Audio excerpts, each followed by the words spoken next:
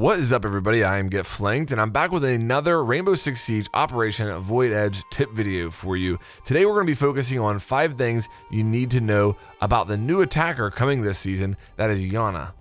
This is actually the 4th video in a series that I've done for this channel. The other 3 videos will be linked in the top right hand corner of the screen. If you haven't seen them, make sure you check them out. The first one is about the Oregon rework. The second one is about the patch notes and all the changes coming with this season. The third one was about the new defender, Oryx. And again, this one is going to focus on the new attacker, that is Iana. The goal of this video is to not only give you an understanding of how Iana actually works, but also to give you ideas on how she can best be used in game.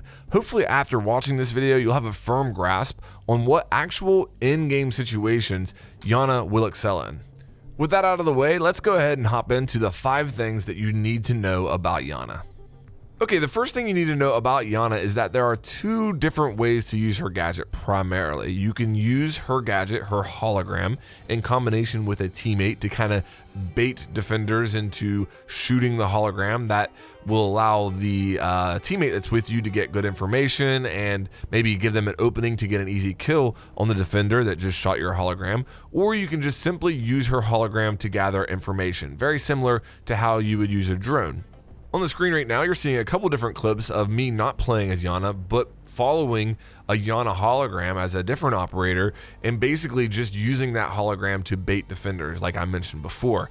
The reason this is so strong is because with that Iana hologram, you're getting a lot of information. You know, you're getting the call out from the teammate that has the hologram, ideally. You're also getting the sound from the defender shooting the hologram to tell you near where they are. And a lot of times you're going to see the tracers from those rounds that shoot the hologram to give you even more of an exact position. Not only that, but ideally the defender's aim would be towards the hologram, not towards you, which could give you a split second, which can make all the difference in the world in a gunfight. So I'm finding following these holograms to be extremely strong so far. Now, as far as when you're using it just to get information, very similar to how you get a drone, forget about trying to necessarily fool defenders. That's not really how that hologram is going to be useful when you're using it by yourself. Just use it to try to gather information. If you're getting ready to push into a room, you have 0 information on what that room looks like, if defenders are in there, where the defenders are, you can use the hologram to get that information.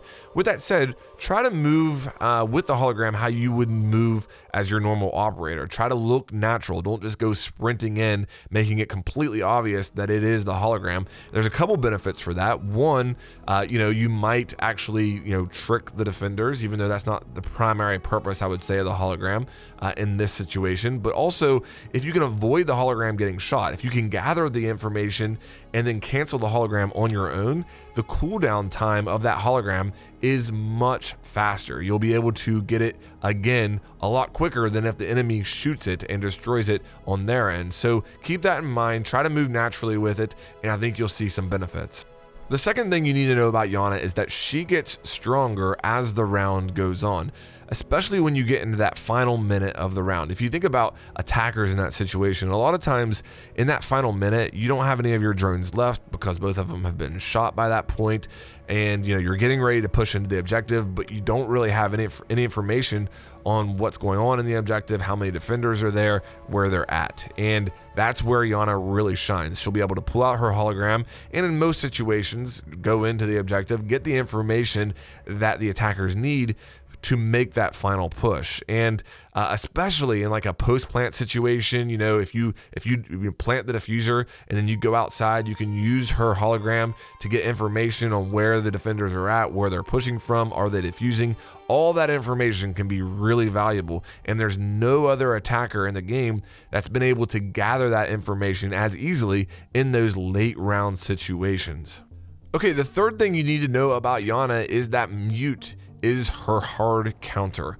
If you place a mute jammer on a doorway, it acts on her hologram very similar to how it would act on a drone. At first, it just kind of scrambles it, and then if the hologram gets close enough to it, it'll actually completely shut it down. And that is the hardest counter to Iana that there is in the game. There are some other interesting operator interactions though. For example, Maestro's Evil Eyes, whenever they look at Iana's hologram, they won't show the heat signature that a normal operator shows. So you will see the outline of the hologram, but you'll be able to tell very clearly that it's not actually Iana, that it's actually the hologram. The same is true with the bulletproof cameras that they act pretty much the same way. Another interaction is that when you are using Iana's hologram and you're looking through that perspective, Visual will show up just like he does on a drone. So if Visual has his gadget activated, you'll just see the visual indicators. You won't actually see the visual operator. So the last thing I'll mention as far as interactions is that electrified barbed wire or reinforced walls will destroy the hologram. So there's two ways to really stop a hologram from entering a room. One would be a mute jammer. The other would be electrified barbed wire. So keep that in mind, that it destroys it just like it would destroy a drone, and that's important. Okay, the fourth thing that you need to know about Iana is that she is a hard counter to Mozzie and Mozzie's pests. And that is something that's really important. Mozzie is in the meta right now. He's definitely a very high picked operator. And Mozzie's pests up to this point have been very difficult to counter. Unless you have an EMP, there are many situations, depending on the placement of the pest, where you basically cannot get rid of them. Even an IQ will have trouble getting rid of them depending on if there's a soft floor or ceiling near the pest. So this is a very welcome counter. If you run into a situation now where you're getting ready to drive your drone into a doorway and you get the Mozzie pest indicator, then you can just hop off of your drone, pull out the hologram, send the hologram in to get the information you would normally get with that drone, and you have completely countered and bypassed that pest. And again, that's just a very interesting interaction that you need to be aware of. That way, if you have a Mozzie on the other team that is very good at positioning those pests, you can still get the information you need, and you might actually catch them by surprise. A lot of people are depending on those pests now to deny drones, and this can be a big deal. The fifth thing you need to know about Iana is that she has two really good primary weapon options available to her. She has the G36C as well as the ARX, but these weapons are very different, and it's going to depend on your playstyle and what you like to get out of your weapons depending on which one you want to use. The ARX does a higher damage per second, has a higher damage per bullet, but a slower fire rate, and it only has a 20 round magazine. Now, what's interesting with this version of the ARX that Iana has is that it does have vertical grip available, and with that vertical grip attached, the ARX is a very low recoil weapon in my opinion. That's why I've been gravitating towards it. I also play a lot of Habana, so I'm used to having low capacity weapons with those 20 round mags. The G36C is a weapon that has a higher fire rate. It has a lower damage per bullet, but it also has a higher capacity. It has a 30 round mag. Now, of note with the G36C is that you can equip either vertical grip or angle grip. The ARX only has that vertical grip available. So if you're somebody who likes to maybe move around a lot and try to snap onto your enemies, then that G36C is probably going to be for you. If you're somebody who is more of holding angles, then that ARX might be the better choice. Either way, they're both very usable weapons. It's just going to kind of come down to what your playstyle is, as well as what you like out of your weapons. If you want higher fire rate, go with the G36C. If you like a gun that maybe packs a little bit more punch, that ARX might be the better choice for you.